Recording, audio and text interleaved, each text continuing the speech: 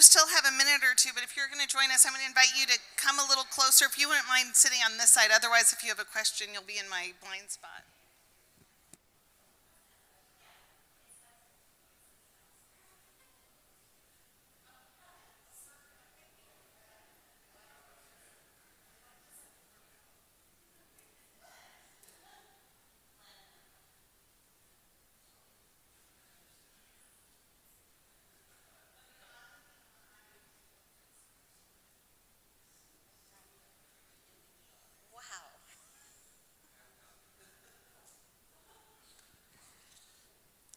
So I want to thank everybody for staying for this very important discussion. No, my brain's not working, sorry. Start again. On September 20th, the New York Times reported that the U.S. Preventative Services Task Force, which is under the auspices of the Department of Health and Human Services, recommended for the first time that doctors screen all adult patients under 65 for anxiety. A similar recommendation had been made early in the year for children and for teens. They said that the guidance was intended to help prevent mental health disorders from going undetected and untreated for years or even decades, and that the recommendation highlights the extraordinary stress levels that have plagued the United States since the start of the COVID pandemic. Now, in truth, we know that there has been a mental health crisis prior to the pandemic, especially for children, teens, and young adults. But the pandemic has seemed to ratchet the crisis up, increasing the stressors on individuals, as well as highlighting the lack of adequate mental health care available in our country. And for those of us who are Jewish and who wrestle with depression or anxiety, the high holidays can be a particularly difficult time.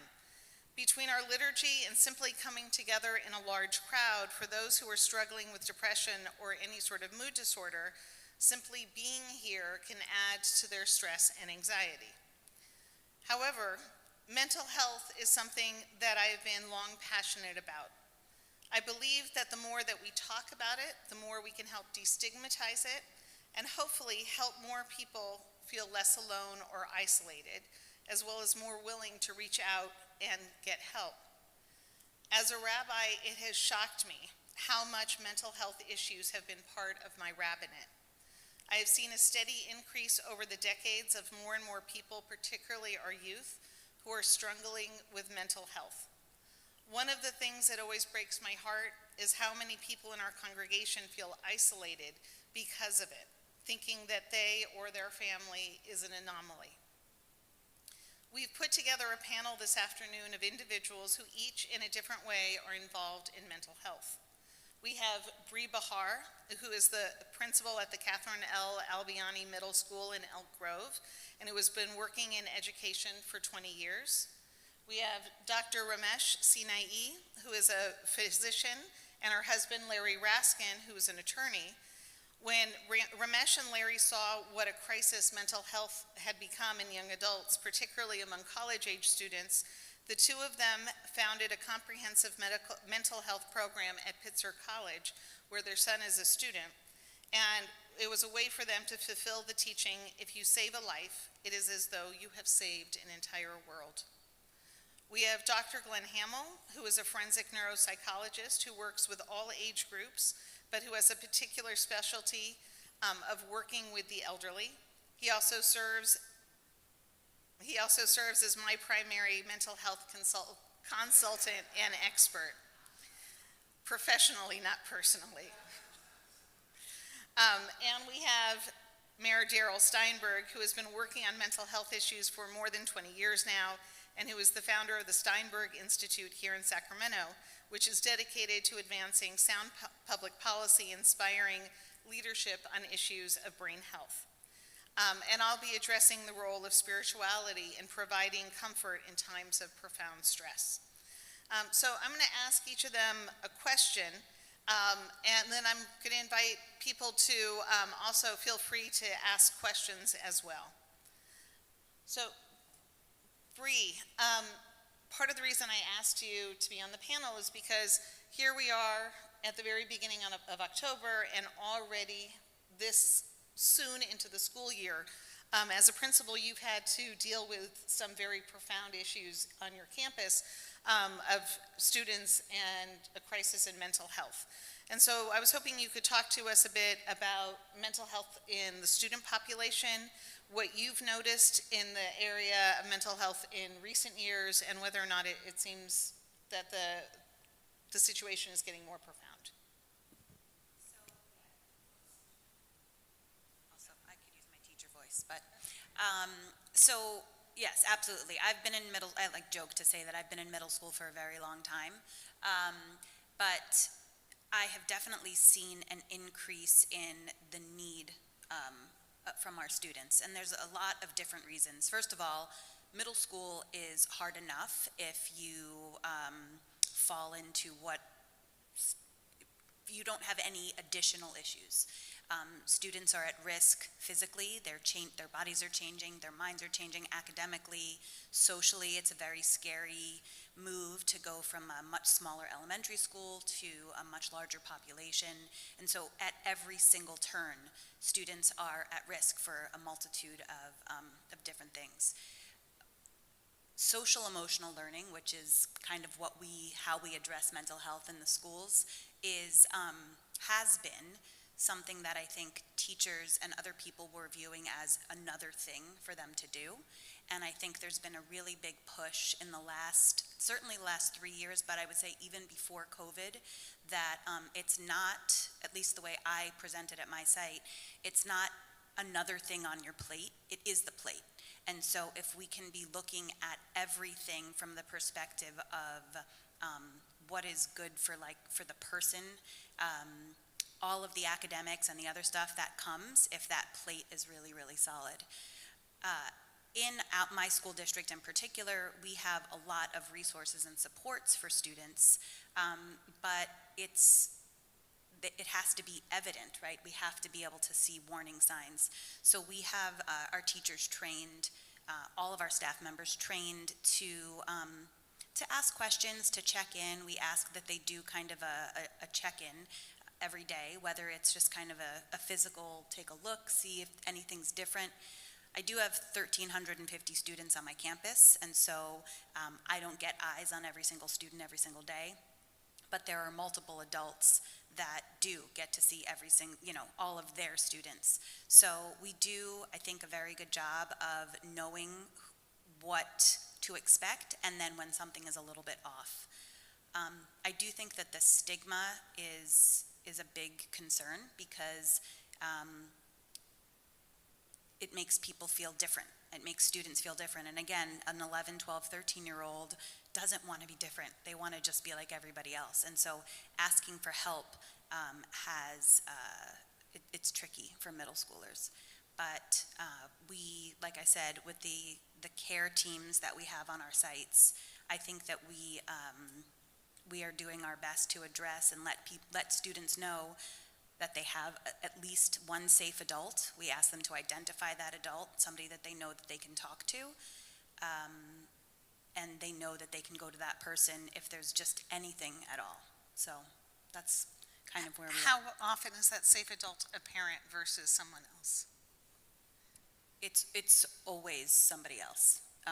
We have, again, 1,350 students. I have 4 counselors, but I was in a classroom on Monday where the opening question, it was an English 8 classroom, and the opening question of the day, every day the students say, "Hi, my name is Bree," and they answer the question. So, who's one adult on campus you can go and talk to. So if each teacher is doing that kind of work every single day, I mean, that question doesn't have to be every day, but if that's the conversation, if students are used to it, then they become more comfortable with knowing that there are things that if they can't talk to their parents at home about, that there is at least somebody on campus that they can. Nice. Ramesh. So Ramesh, you're a physician. Part of the reason I asked you to be on the panel is because I've been incredibly impressed over the years with your ability to look at your patients as full people and not just as a medical situation. And I think that's something that unfortunately doctors have less time to do than they used to, that there tends to be an overloading of patients, more and more paperwork that doctors are expected or have to do because of insurance companies. But something that you've continued to really maintain is looking at the whole person that you treat. And so I was hoping you could talk to us about the interplay between mental and physical health. Thank you, Rabbi, for the kind comments. I've been in practice for 28 years, and I treat teenagers to young adults and people well into their 90s. During the course of my practice, I've noticed that mental health issues are one of the top 5 reasons people come in for evaluation. In fact, it's so prevalent that I screen every patient for mental illness whenever they come in for their annual exam, whether they're 18 years old or whether they're 90 years old. I've seen devastating effects of untreated mental illness, both personally as well as professionally. The challenge, though, with mental illness is that people don't come in saying, I'm depressed, I'm anxious, I need to see a counselor. They come in with vague symptoms. They say they cannot sleep, they're fatigued, they can't concentrate. And that is because there is such a huge stigma attached to depression that people are much more comfortable thinking that their fatigue is from a physical ailment. And the challenge in medicine is to try to figure out, well, are those symptoms are they from a physical issue, or do they stem from underlying depression? The good news, though, is that once the patient, the person, accepts that they suffer from depression and anxiety, treatment can be effective. Treatment takes time, takes patience and perseverance, but with a combination of social support, medications, counseling, most people do respond to treatment. Mental illness does not discriminate. It affects teenagers, affects young adults, affects people in their 80s and 90s. It affects the rich, it affects the poor, it affects every race and sexual orientation. There's so many different factors that lead to mental illness. Some of it is biological, but a lot of it is environmental and related to past experiences. There was a study that was done in 1998 of white, college-educated individuals, and the purpose of the study was to determine the causes of depression in middle-aged adults.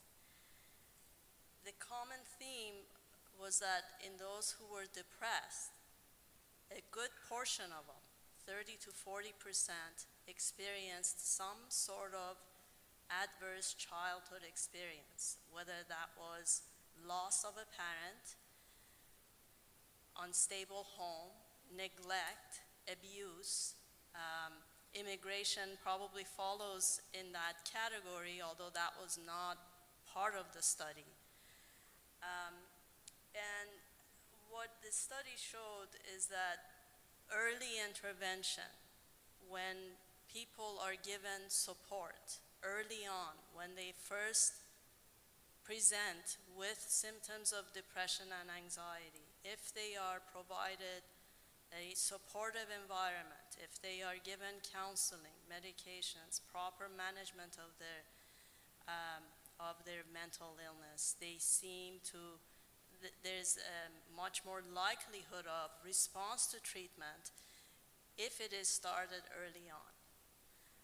The study showed that people who have untreated depression have a much, much higher incidence of chronic physical illnesses such as heart disease and cancer, and they actually die earlier than those who don't suffer from depression. So that is why, when Larry and I noticed that there is such a huge issue with anxiety and depression in young adults in particular, this would be high schoolers and college students, we decided to fund a program at Pitzer College, that is the college that our son is a student at, to come up with a wellness program to help these young adults thrive, not only survive, but thrive. And the program involves counseling, it involves giving these young adults tools to deal with, to cope with, stresses of life, which is a common trigger for people becoming more and more anxious, more withdrawn, more stressed. There is no easy solution. This is really I would say it's global, although I don't have data to show that it is global. It is certainly a topic that does not receive enough attention, unfortunately. And since the pandemic, the struggles with anxiety and depression, they have skyrocketed. The rates of depression have gone up, I would say, at least 5-fold. So we as individuals, we can only do so much, but it has to be more of a national focus on it. Thank you.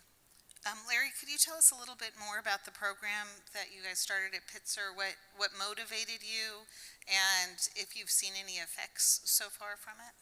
Okay, so before I talk about the program, I just have to step back a few years. Our son Elliot went to Jesuit High School, and they have retreats every year.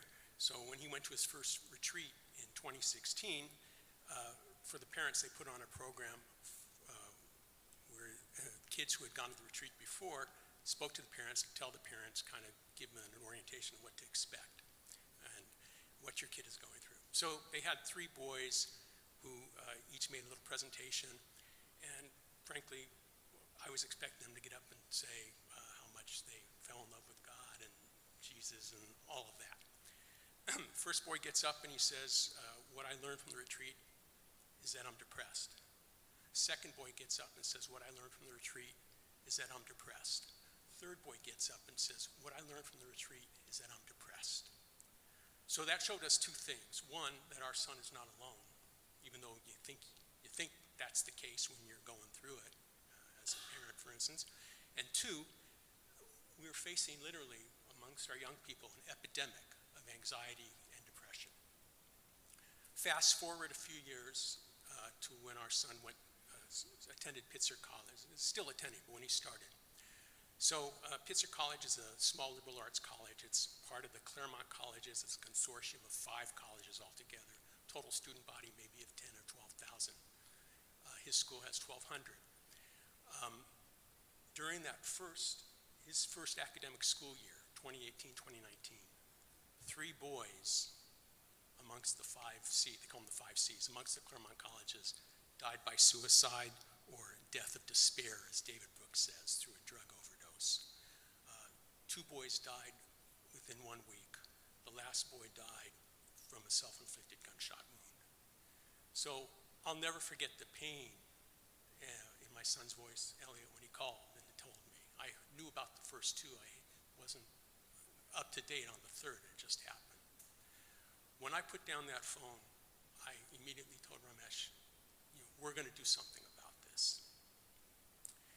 And because through some of our own personal experience, we are aware how it impacts these things, these events, these incidents. They impact the wider community. So I did some research on the Active Minds Institute, which focuses on health and wellness among college students. I did research about the JED organization, which focuses on suicide among college students. And by the way, suicide is the second leading cause of death from, I believe, through 14 through 24, but I'm not 100% sure. And also did some research from the Steinberg Institute. So, anyways, through that research, I then reached out to Pitzer, and we didn't know how they were going to respond.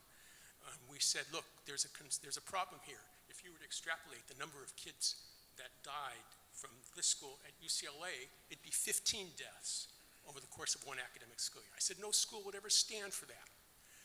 And I said, if you guys are willing, we're willing to help fund a startup program focusing on mental health and wellness, and actually, in our minds, anxiety and depression. And we didn't know how Pitzer would respond. We didn't know if they'd blow us off. We didn't know if they'd tell us, don't worry about it, we got it under control, whatever. In fact, they were very receptive. So through that was the start of a program called Strive to Thrive. And what Pitzer told us was they were going to get around to it one of these days. In the next year or two, they thought they'd get around to developing a program like that, but that our funds helped accelerate the program. And in terms of the program itself, from my perspective, a community health problem requires a community health approach. That we just can't have all these kids out there. And the other thing is, there's no way can we psychoanalyze our way out of this. There's just aren't enough resources. So, and then from my perspective as well, I'm not sure about making each kid happy and satisfied and content and all that. All I want to do is help these kids build resilience so that when they face a problem, they realize, oh yeah, I've had a bad week. It's not like I've had a bad life. It's just a bad week. So we want them to give them the tools to get through this. And so the program itself has been a great success. It started small, but the focus is every Wednesday they have a different subject, and it's 1 week it's yoga, 1 week it's stress, 1 week it's job application. So every week is different. Every Monday it's so that's a proactive approach. On Mondays, it's kind of like bring your problems here. They've got peer counselors, which is something we really wanted. And by the way, we didn't feel that we should be telling them what to do. We thought that they're in the trenches. They're there with the students. They'll figure it out. They'll find out. Some of it they won't do well. Some of it they'll hit home runs. So through that, it's developed. It's a one-stop address for mental health and wellness. Yes, they provide traditional counseling, referral, and urgent care, but really the focus is on proactive programming to give the kids the tools to become resilient. And some of the ongoing programs they have is yoga, coloring, dog petting, Burrito New Friend Day, and I mention that because that turns out to be a big hit. Even though they get free lunch anyways, somehow giving them a big burrito and come and sit at a table with somebody you don't know, big hit. In fact, it generated emails to the dean. She told me, the kids said, this is fantastic. I don't even know how to make a friend. I mean, that's kind of where we've come to with this generation. It's a different generation. So and now they want to expand to the neurodiverse population. We've become more involved with the school in terms of trying to incentivize other parents to contribute.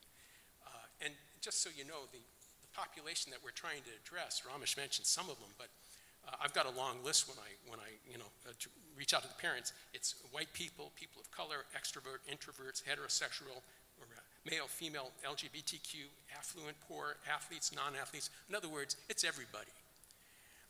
And somewhere in that category, your kid's going to fall. Even got other other groups, but it's everybody.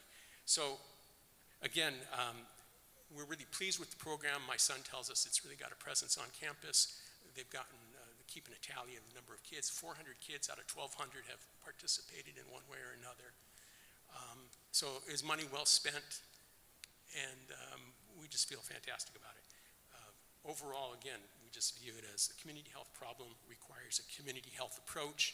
We're all in it together, and we're all impacted one way or another, so for the good or the bad.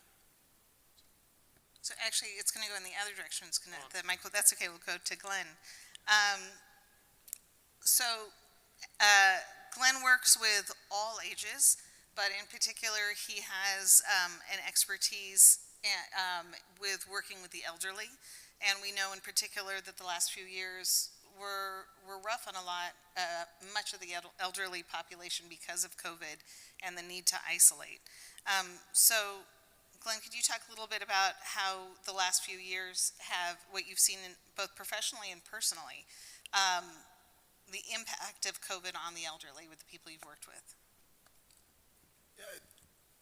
Before I go into exactly the impacts, I think the impact is, well, bad, right? And the details matter, but it's a negative. I just wanted to say and comment to what both of you had pointed out, using the term resilience. And I think, just know I'm going to get to the good, which is that we can actually get something from this. And one of the issues is learning about and cultivating resilience in people. Winston Churchill said, never let a good crisis go to waste. And so we can get something from this. But just looking at what has it meant for the elderly population, one thing we can say is that prior to the pandemic, in America, we were already not providing enough mental health resources to the elderly. And in the past, it was easy for us to dismiss this and say, well, you know, the stigma or the internalized stigma meant that the elderly individual won't be reaching out for help. And this was almost like an apologist notion for those of us in the profession or for policymakers, because then you didn't have to provide help, because of course they didn't want it. And this is a bit of a myth.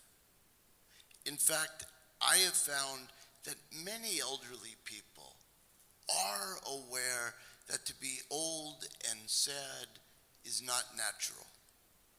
And yet, it just begs the question then, where do you go for the help? Who's out there? Because of course, even just like dealing with children, it's good to go to a generalist if there's nothing better, but it's so much better when you're dealing with children or with the aged to go to a psychiatrist, to go to a psychologist, and seek assistance from somebody that specializes in it. In the last 3 years, I have seen a gigantic increase in depression. But along with that concurrent is cognitive decline. When your kid is young and they're depressed, they kind of bounce off walls. When they're in the Middle Ages, you can see the depression on the face. Sometimes it's a sadness, sometimes it's a kind of numbness, but you can almost see the body collapsing into itself. But when you're elderly, there's another factor that comes along, and it's roughly considered to be a pseudo-dementia. It's not a real dementia, and blessedly it can be treated, but nonetheless it still has the characteristics: the decreased short-term memory, difficulty retrieving information from long-term memory, decreased mental flexibility, diminished mental focus, all the things that one would naturally attribute, let's say, to an Alzheimer's type dementia, suddenly is there when you're depressed. So I've seen a marked increase in this. I've also seen for those that do have dementia or pre-existing cognitive declines, it surely made it worse. We've long known that social engagement is one of the ways in which it's a prophylactic against worsening dementia. It's a prophylactic even from showing it on the surface.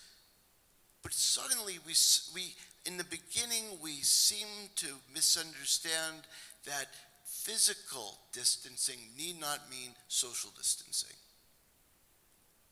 So for my mother, who was in an assisted living community and engaged in life in that community, suddenly, like her, like everybody else, was sequestered in the room. There were no more active engagements in terms of recreational activities or even the conversations that happened in the congregate living places like eating a meal together. And I could watch Burrito. Or eating a burrito. I watched the cognitive decline become marked. last night when Mona was dealing with the sermon and she talked about my mother, it was really true because she no longer felt of value to others. Even giving advice to a loved one, to a grandchild, was taken away from her. The other thing we have to remember is the importance of touch, which had also been robbed from so many elderly people. We talk about the diminishment of all the sense organs, right? Diminished hearing, decreased visual acuity. Even taste becomes diminished. If you ever wonder why you go to a facility and it seems to be overly salty food, it's not because they're trying to give people heart attacks. It's because they don't taste it the same way. They need more stimulation.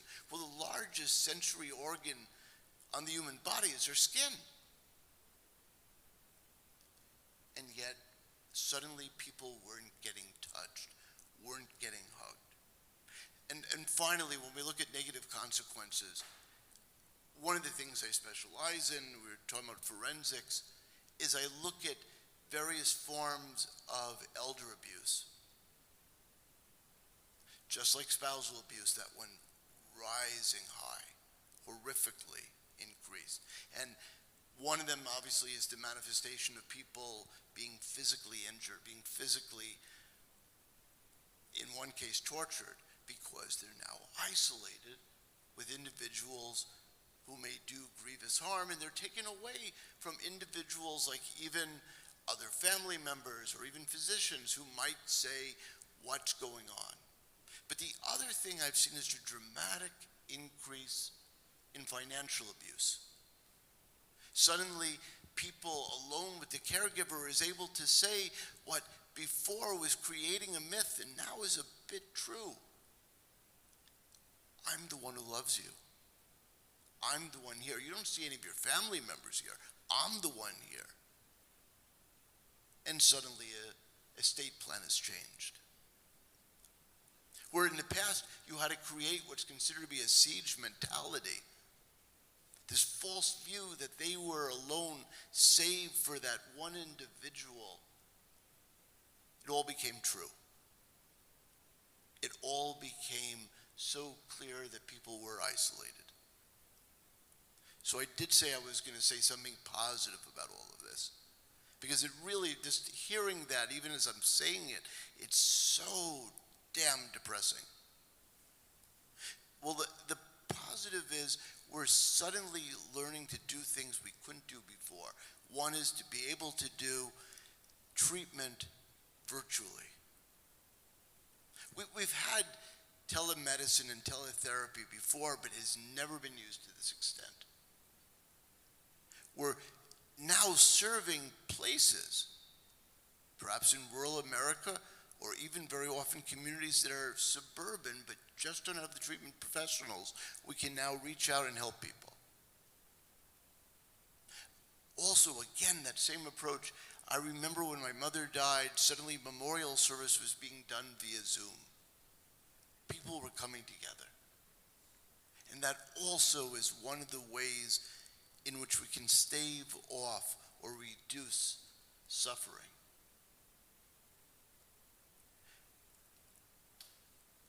If a grandparent or a parent is able to recognize the problem and confront it, their experience becomes part of the narrative of a child's life, a grandchild's life. In other words, they begin to model what they're seeing their parent or grandparent does, and then in the future they are left prone to the stigma of not going for help. Thank you. Thank you, Glenn.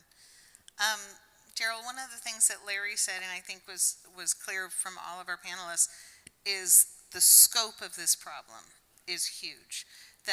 And the impact, if one person, God forbid, dies of suicide, it's not just that person who's affected. The ripple effects on the community is huge.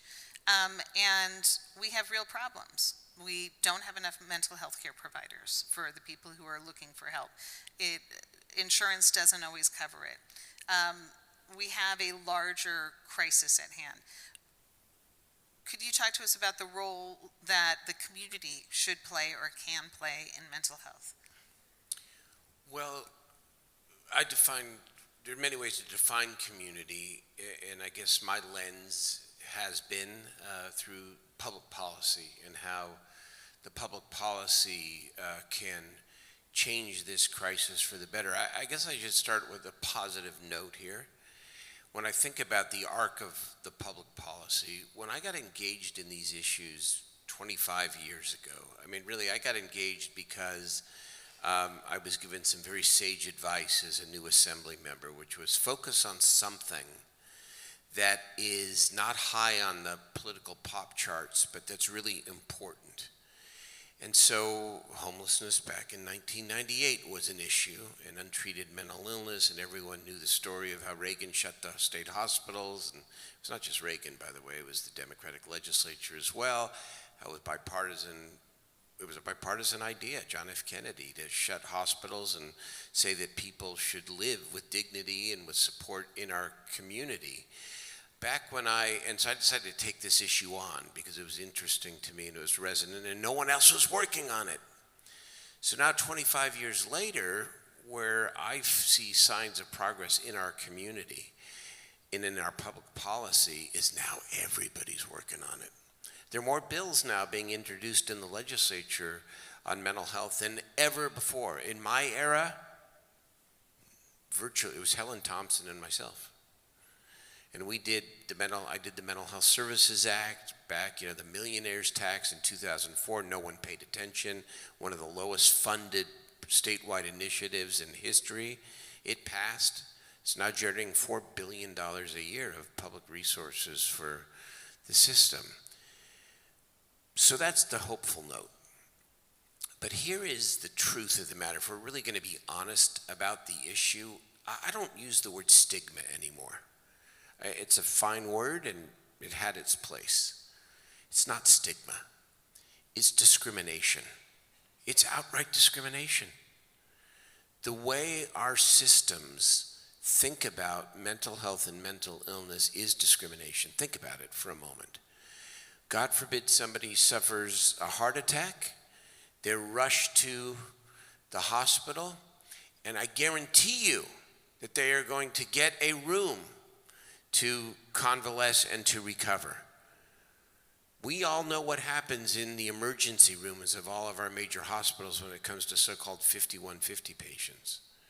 They're out in gurneys, in hallways for 20, 24, 36 hours. And by the way, the system is so messed up that there's little communication between the hospital and the psychologist, psychiatrist, or the therapist who's been helping the individual before they got into crisis. And why is there such a marked difference? There's a marked difference because of the way we have traditionally treated mental health and mental illness and the way we still think and feel about it today. We call it behavioral health. Behavioral health. You can change your behavior, some would say. But these, in many instances, are biologically based, chemical, brain-based illnesses. That's why my institute refers to brain health. I want to give you one other historic context because it's really relevant to me. And then I want to tell you what I think part of the solution might be in terms of the community.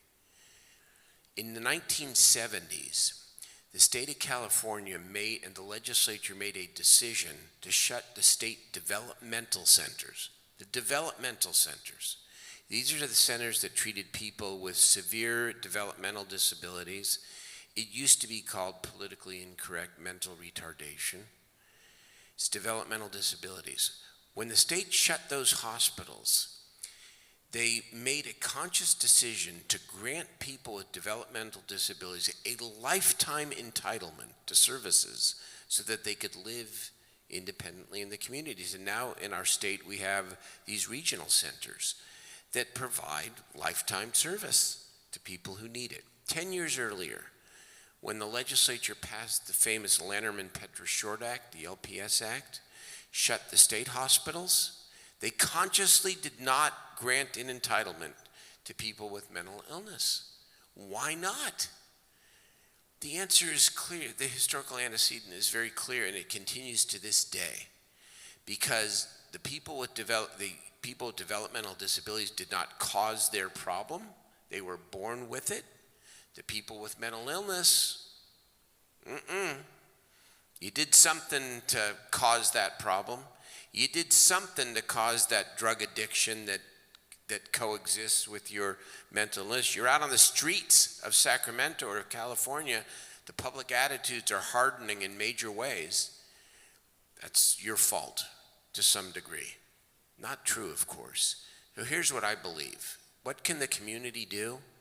And what we're fighting for through our institute, even though I'm not a state legislator anymore, still hang out over there once in a while. We need to create a legal right to mental health care in this state, at least for people with the most severe mental illnesses.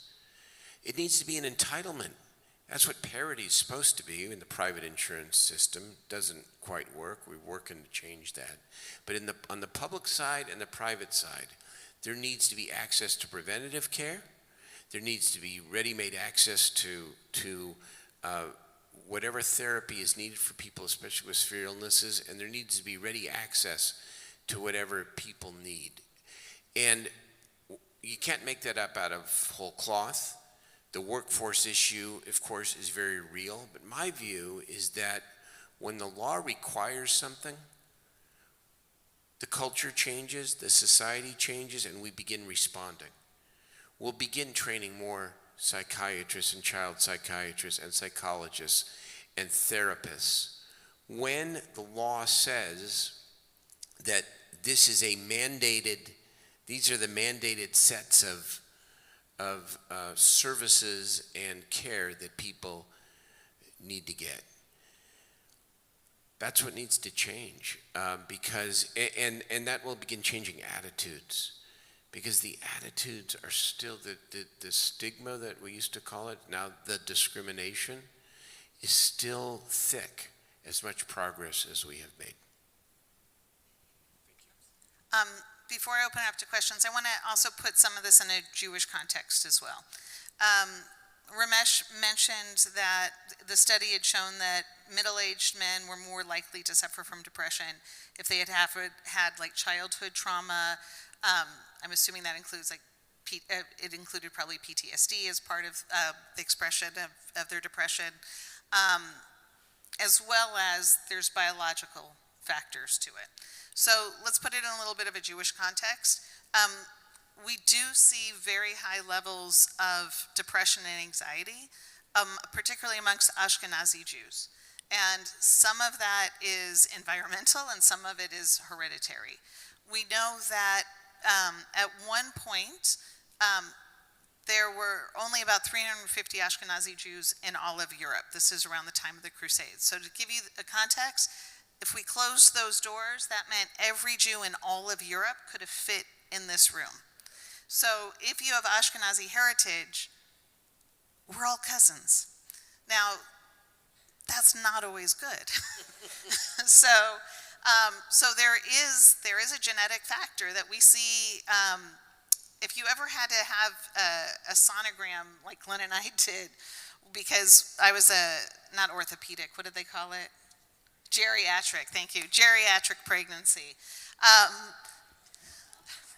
And it's the worst, it's the worst. And so, yes, and so Glenn and I went in for the test and the genetic testing, and she looked and saw that we were both Jewish, Ashkenazi, well, half Ashkenazi, but that was enough for this. And she comes back and she pulls out a stack of brochures of all of the illnesses that we are more likely to have because we're Ashkenazi Jews. It was horrifying, but we do know, I mean, it was. That's not, when you're pregnant, you think your kid's gonna get everything anyway, so that was terrifying. But depression, bipolar, schizophrenia, anxiety, these are things that run very high in an Ashkenazi community. Now, add on to that some of the other things that I think the non-Jewish kids at Jesuit was feeling. The social pressure that kids are under today is so much more profound than what any of us had to go through when we were growing up. If you grew up in California, if you showed up in high school, you were pretty much guaranteed a spot at a CSU school. Now it's really, really hard to get into a CSU school, let alone any other schools out there. So the kids are growing up with a sense of anxiety and fear. When Ezra, I think, was in 8th grade, he was so terrified that if he didn't do well on a particular test, he wouldn't get into the high school he wanted. If he didn't get into the high school he wanted, he wouldn't get into the college that he wanted, and then he wouldn't have, and it's like, you're in 8th grade, just take this test. And that kind of leads to what Larry was saying was the importance of resilience. That children need to learn that one bad thing that happens doesn't mean it's the end of the world. And adults, I think, also need to learn that as well. So let's put this in another Jewish context. If you look at the way that our holidays are set up, it's to create structure in a world that is chaotic. It's to provide an external structure when we're not able to provide an internal structure of calm and order.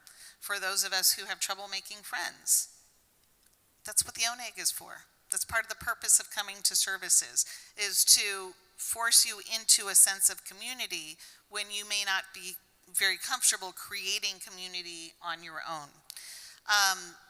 Yizkor, as I mentioned this morning, isn't just on Yom Kippur.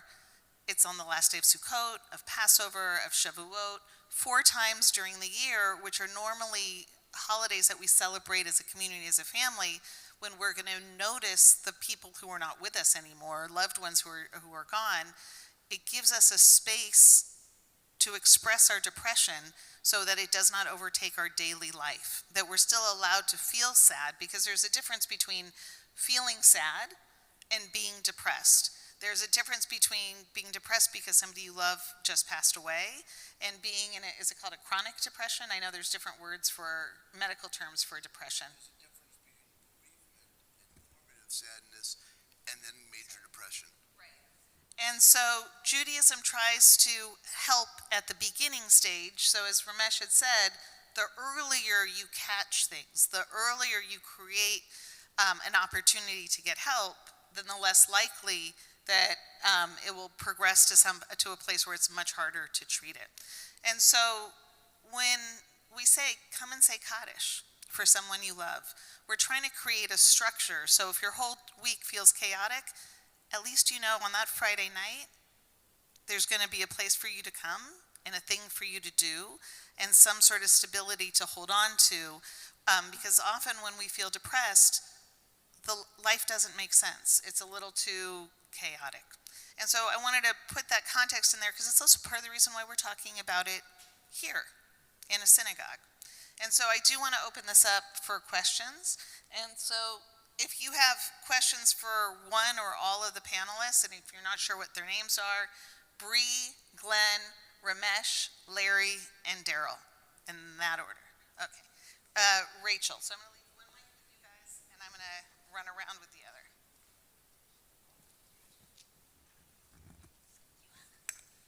Hello, I'm Rachel. I know all of you. I know Elliot, I know everyone here. From my personal experience and also just observing mental health in young adults, I recently graduated college.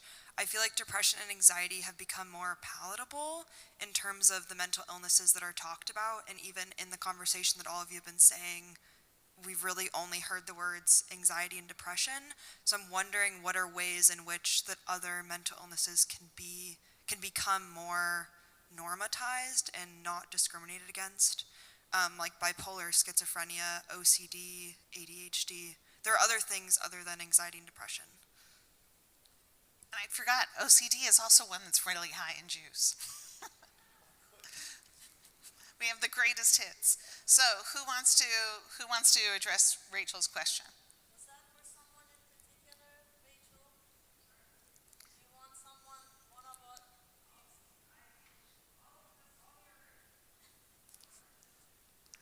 Well, I'll just say a few words. again, it goes back to recognition and not, again, someone comes in with, I cannot concentrate, I cannot sleep, rather than sugarcoating it and saying, well, you can't sleep because you have sleep apnea. No, you can't sleep because you are suffering from a mental illness, whether that is anxiety, whether there is an element of schizophrenia. I think the medical community as well as the global community needs to recognize that mental illness, whether it's depression, whether it's ADHD, whether it's OCD, whether it's schizophrenia, it is as real as cancer, as heart disease, as kidney failure.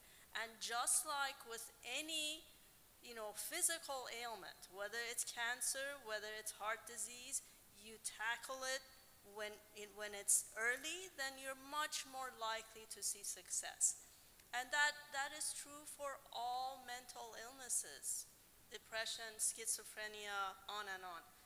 If it is recognized early, if there is intervention early on, then you're much more likely to see results. So I'm going to ask Glenn if you could respond also a little to it. One of the things you and I have noticed over the years is that particularly in young adults, often they are diagnosed as having depression rather or having anxiety rather than being diagnosed as having bipolar. Can you address a little bit about why you think that is? Yeah, I think there is a reality that when people present very often for assistance, they will talk about how sad they feel. They'll talk about how they feel like you're sleepwalking through life. That's when they present. However, unless you take a really good clinical interview with that person, you don't necessarily find out that they didn't present at other times because they were feeling so damn good. They loved that mania. Made them feel strong, made them feel able to leap buildings in a single bound. And so they're not presenting for that, they present for the other. And then in many cases, in some, unfortunately, with some very famous people, you go into the mental health setting and they give you antidepressant meds and it launches them right up into their first bipolar episode. And going directly, Rachel, to what you were saying, all mental illnesses have either been made worse or just manifest by what's going on. Stress is our great human vulnerability. It's interesting that it's also something that's not so bad to happen. Seriously, too little stress, you don't get out of bed in the morning. Too much stress, and you're just not getting out of bed. And there's that sweet spot in the middle, the just enough. And what we find is that when somebody has too little or too much stress, it launches all conditions.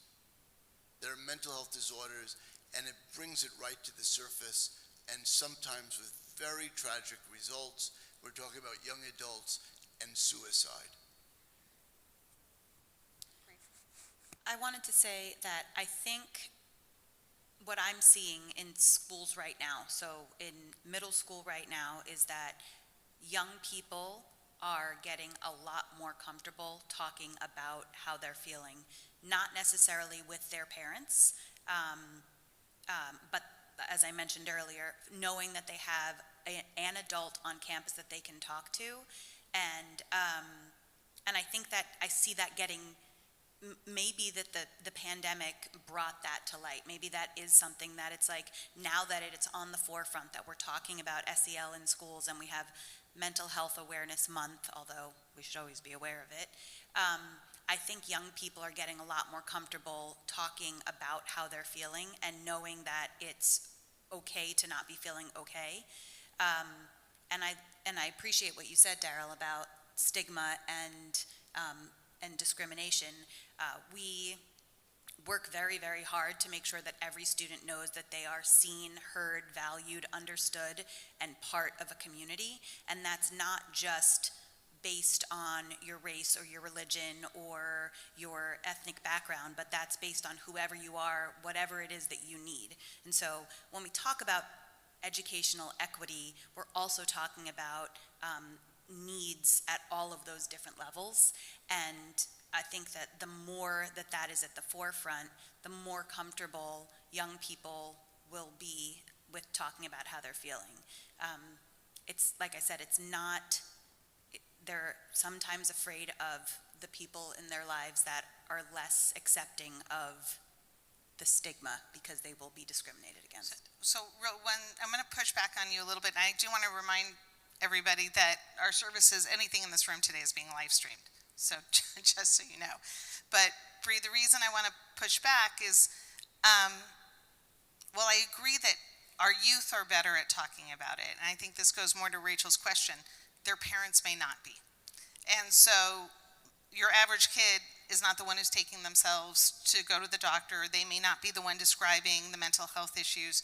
Have you found resistance amongst parents when children present with having mood disorders or neuroatypical symptoms? Have you found that it's the parents who often are the ones who push back against the possibility?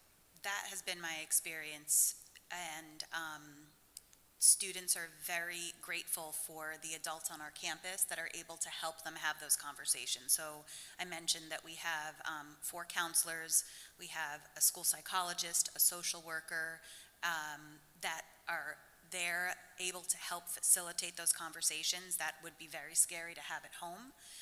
We also have, it's called a multi-tiered system of supports, and so we are helping students at not every kid needs this like very high level of intervention. So, but it is, and it's not just generational, but sometimes it's cultural, where we don't talk about these kinds of things in certain cultures. Or, yeah.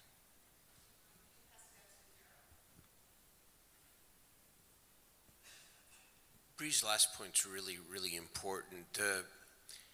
Improving the mental health system has to be consider the diversity of the state, because and to use the nonprofits, the La Familias, for example, of the world, just using the example of the Latino community, to ensure that culturally appropriate outreach and services are available to people and provided. But the thing I was going to say that is that if we asked the question of everybody in this room, have you suffered from depression, anxiety over these several years of COVID?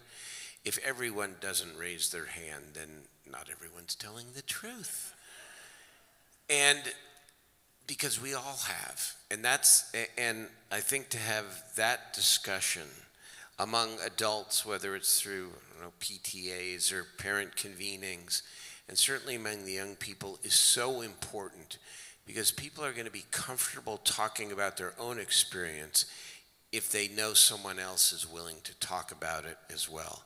That's where the real change comes, when we all acknowledge that we are on the spectrum. We're all on the spectrum, all of us. And when that comes out, it makes it much easier for people to seek the help that they need.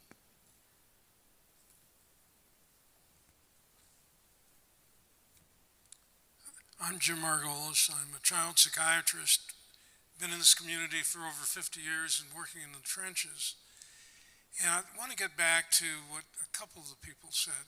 If someone comes into the hospital with a heart attack, they get everything. And the bills are absolutely tremendous. If you come in with a mental health issue, you're stuck in the hallway and no one pays attention to you, and you really are discriminated against. We've heard about Kaiser, who's not providing adequate care.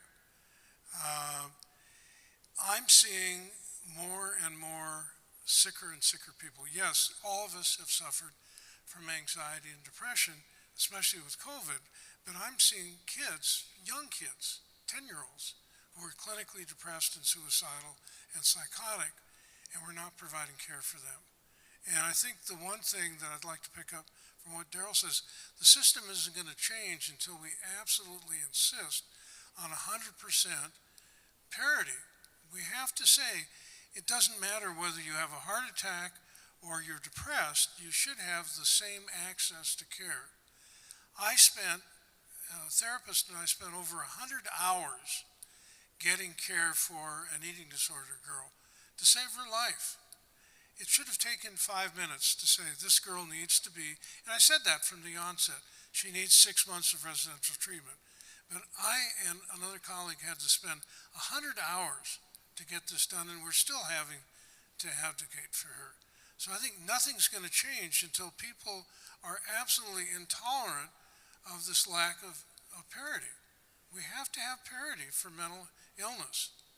And the only thing that I can say, one other thing, if you have Medi-Cal, there's access to care. If you're a middle-class person, I have people call me up, how do I get a therapist? I said, well, give me the names of people. They're all booked up. Well, how about if you're private pay? I can't afford it. So the middle-class people are really getting screwed with this. That's the other message I'd kind of like to get across. Thank you. So I actually want to add to that in terms of the crisis. And when you said Kaiser, that was the trigger for me. So it really is a trigger word for me.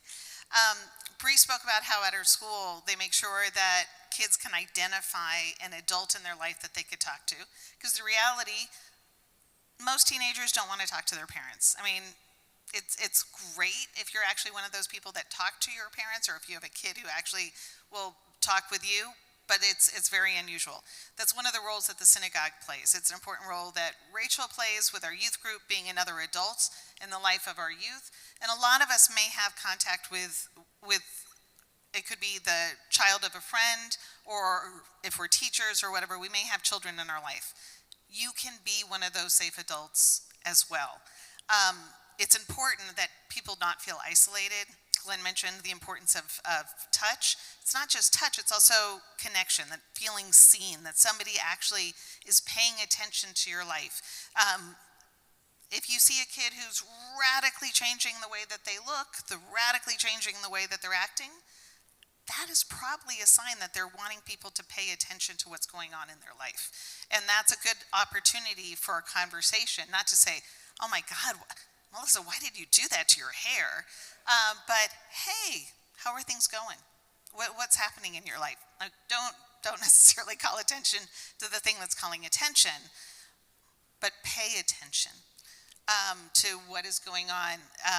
The number of kids in our congregation who are really suffering from profound depression, anxiety, or suicidality is very upsetting.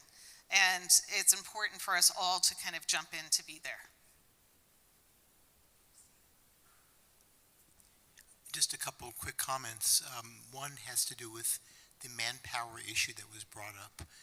Kaiser was mentioned, but the reality is that if you go right now to the county where they have mental health services, they have been trying to hire up. And there are so few practitioners around. Every single medical group in the area is suffering from a lack of mental health providers. So Kaiser made headlines, but believe me, it's a general problem for this area, not just this area. Go to San Francisco and try to find a child psychiatrist. It's not easy. But I want to just quickly mention a couple of co-founding issues that have only received scant attention. And one is the issue of co-current substance abuse problems. It's enormous. There's a lot in the news about opioids. Methamphetamine is a much worse problem in Sacramento County, and it's much harder to treat. And we also know now from accumulating evidence that chronic marijuana use, marijuana has been made legal, and it's somehow percolating more into the youth population, is a cause for paranoia and perhaps of schizophrenia. So these need to be looked at as very important co-founding issues where a lot of resources need to be directed. And the other thing that I think is important is the co-founding issue of social media and the impact of new technologies on mental health of our young people. This is a burgeoning area, I think, of research, and it needs to be attended to because, Bree, you're going to be looking at this in your school population. The kids are already tied to their devices. And by the way, suicide was mentioned as a number one cause of death in that younger age group. I think number two, if I'm correct, is distracted driving. Kids that are in cars, young people in cars, not little kids, but the young people who are sitting there with their devices and in car accidents. And there's a lot of data now about the impact on the youth population of trauma, and I'm talking about physical trauma from car accidents. So that was more of a comment than a question, but I think you all could take off for some of that. I just want to comment on your issue with substance abuse. To me, it's the chicken or egg story. Do they rely on substances because they are depressed? Are they self-medicating with alcohol, marijuana, and whatever else is out there? Or is it environmental influences? They see their parents drink alcohol or smoke marijuana, and then they fall into that. And when they do use substances, then there's definitely, much higher risk of mental illness, whether it's depression, schizophrenia, or anxiety.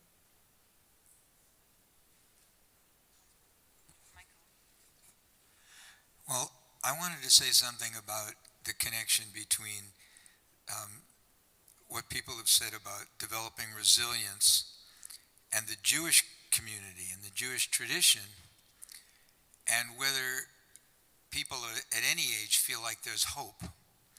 And I think that what the Jewish community provides, and maybe it provides this more intensely and more regularly because we know that we've got this sort of baked in genetic propensity for all these mental illnesses. But every single service, and particularly the high holidays and Yom Kippur, is structured around the idea that no matter what has happened to you in the past, how bad you have felt or what mistakes you might have made, you have hope. You can't necessarily just walk out the door and fix it. I mean, Daryl is right. There's discrimination out there. There's the need for either medical intervention or therapy or residential treatment. You can't always do it by yourself, but there are things that can be done, and you have to believe that those things can work. And when you come to a service that says, every single time it says, you come from these ancestors, you come from these people who have suffered. You suffer just like they do, but in the future, you can make choices. You can find help. You don't have to suffer the same way forever.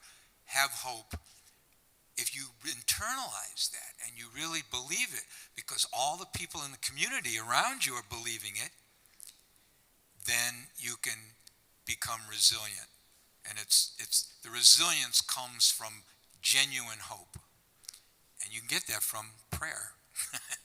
Well, we get it from prayer, but we also get it from family stories. There have been studies that show that it's good and healthy and important for kids to hear the stories of their families, of people struggling, of people going through hardships, of going through difficulties, and being able to overcome them. Because if you talk with kids about that, then they start to internalize, then I too can overcome things. But again, going back to there's different types of depression. There are situational things, there's stress that may be caused because you're going to a school where everybody is freaking out about the grades and the future and everything else. And then there's also the real biological reality that some of us are more vulnerable to depression, and particularly college-age kids are often, correct me if I'm wrong, but oftentimes very profound mental illness will come out in college-age children because when they're at home, they have the safety net. They have people who are paying attention. They have a sense of comfort in where they are, But when you go off to college, there aren't those people keeping the eyes on you every day. Your teachers may or may not know what your name is. You might need a burrito to make a friend because you've always had that soccer team or the this or the that or a scheduled play date, so somebody else facilitated your social life. But all of a sudden they feel completely swamped. 1 second, I'll go back and forth here. Hi, I have to absolutely agree with Daryl about the need for mental health, a guarantee or a right to mental health being critical. But I think it's a hollow right if there are not practitioners to address them. And you see that, again, Kaiser, I mean, I give Kaiser the benefit of the doubt that they are trying and cannot hire them. But you cannot get mental health through Kaiser, not adequate mental health practitioner. So I'm wondering, Daryl, what Mind Institute is doing to promote education and development of mental health professionals to address this need, and also, I mean, maybe scholarships, who knows? And also, if you see, since the development of the idea of parity between mental health and physical health, whether you see any development of the pipeline increase in mental health practitioner education and development.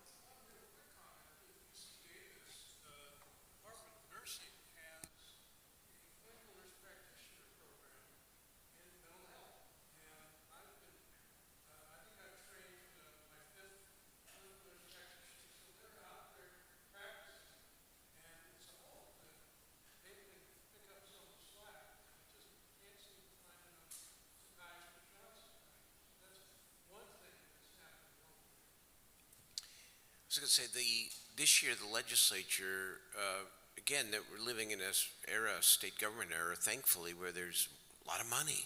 May not last, but they've had a lot of one-time money, and the governor and the legislature have done a great job in prioritizing mental health and the mental health workforce. This year, I believe there was about $1.5 billion for the healthcare workforce, of which a couple $100 million was dedicated to mental health.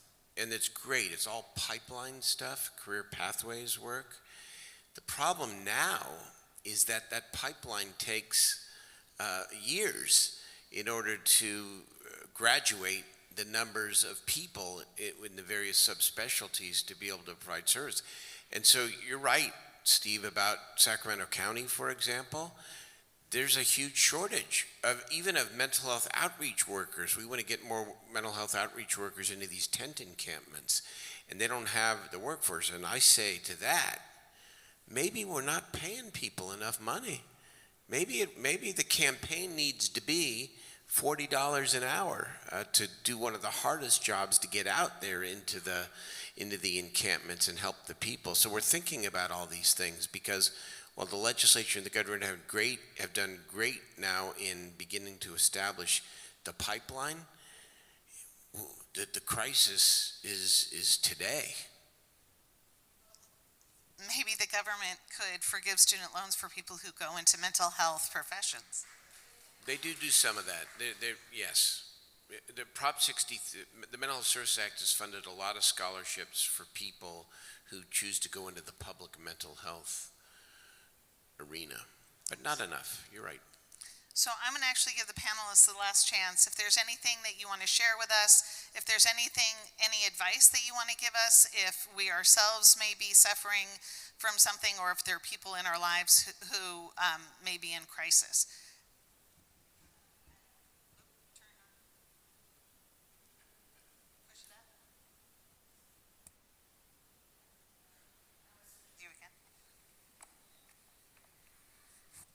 For the population of people that I work with, if you are, if you know a young person who is in school and who needs to talk to somebody, and even if they just aren't able to talk to you, or just make sure that they know that there's somebody at their school that they can go and talk to, I would venture a guess that every single school has something set up, and that just be a listener and make sure that they know that it's a safe space, and while you might not have the answer, you can find somebody who can get them some help.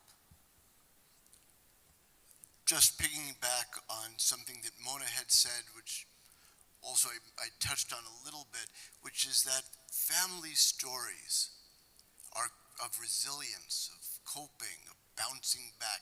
Those stories are incredible things for children and grandchildren to internalize. I've had my own struggles with mood sometimes, and I was embarrassed with my kids. And what I found out, much to my wonderful surprise, was that it made it easier for them then to come to me when they were dealing with things. It also didn't look hopeless. Wow, I'm feeling this way. I can get hope, and I can get help, rather, because he did. So I think that in an odd way, one of the most important things we all can do is to frankly address our own stuff and then be open about it with the people we care about, because that becomes their future story of resilience.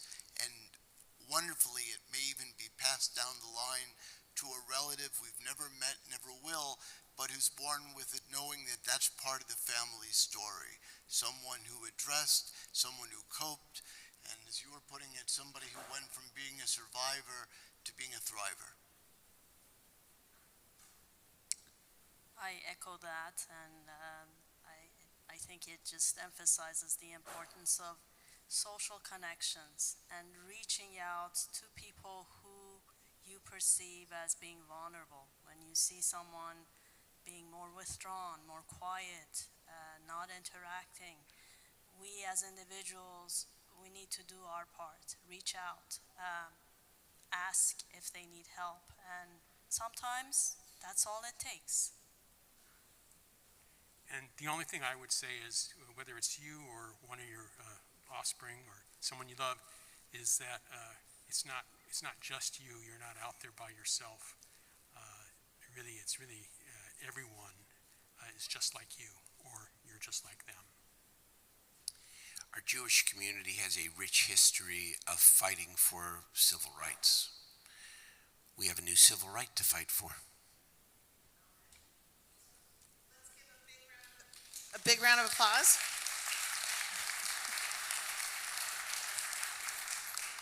I hope this will be just the first of many discussions we have in the congregation about this. I think there's a lot of work for us to have a social justice committee that does advocacy work on this. And I want to thank everybody who came and was part of this discussion. Thank you all.